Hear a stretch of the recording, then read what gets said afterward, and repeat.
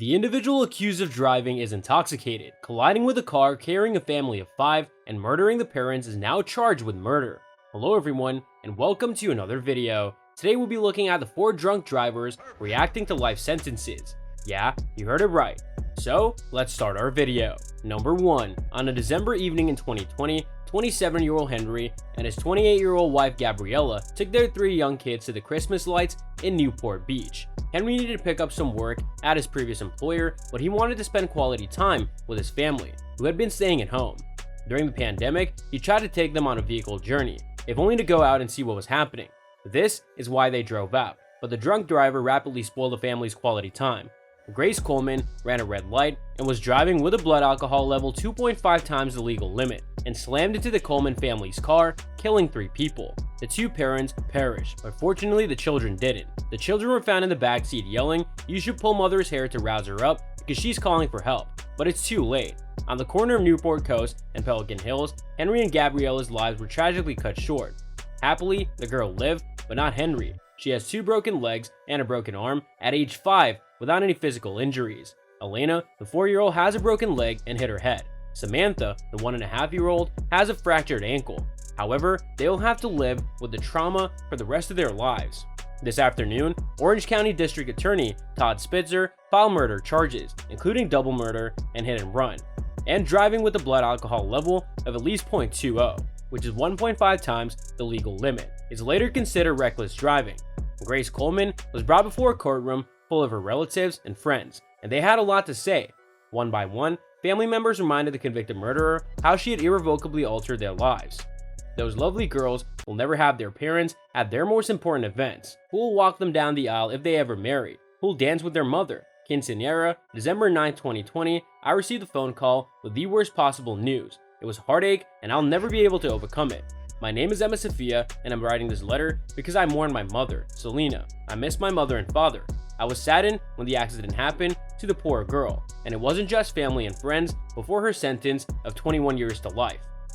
Number 2. In September of 2018, Denver witnessed yet another drunk driving accident that resulted in the death of a young person. However, if certain decisions had been made before the morning of September 30th, 25-year-old Angela Wimmer would have been alive to pursue her life's goals. That morning, 47-year-old Todd Krasinski put on his Green Bay Packers jersey and went out for a day of drinking and football. By 12:39 p.m., Todd had left third base. I consider this to be the worst thing that has ever happened to me. Number 3. While EMTs were attempting to save Angela's life, Todd didn't want to stay by putting the car in reverse and gunning it, so the back tires were spinning at a very high rate of speed. He tried to get out of there, and when I told him to put the car in park, he refused. Todd Krasinski was still wearing his Packers jersey when his most recent mugshot was taken. He was charged with 15 separate counts, including first-degree murder, and his blood alcohol level was more than 4 times the legal limit an hour after the crash, according to court records, and more than 3 times the limit 2 hours later. This was not his first offense. He had an extensive criminal history. Over 2 decades, Todd Krasinski amassed 15 arrests and mugshots, 6 of which were for driving under the influence, 2 DUIs in 2000, 1 in 2001, 4 in 2003, and 1 in 2007.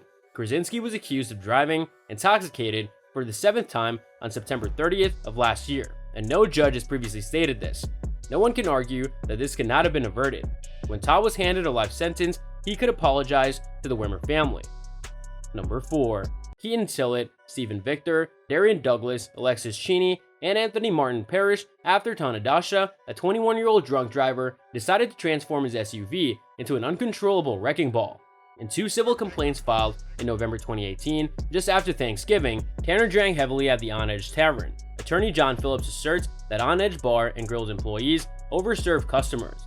Tanner Dashner did not prevent him from getting into his car while intoxicated, nor did he stop from leaving the bar with alcohol. While at the pub, Phillips Dashner sent this image to Snapchat with the comment, "Drunk and got this on Edge."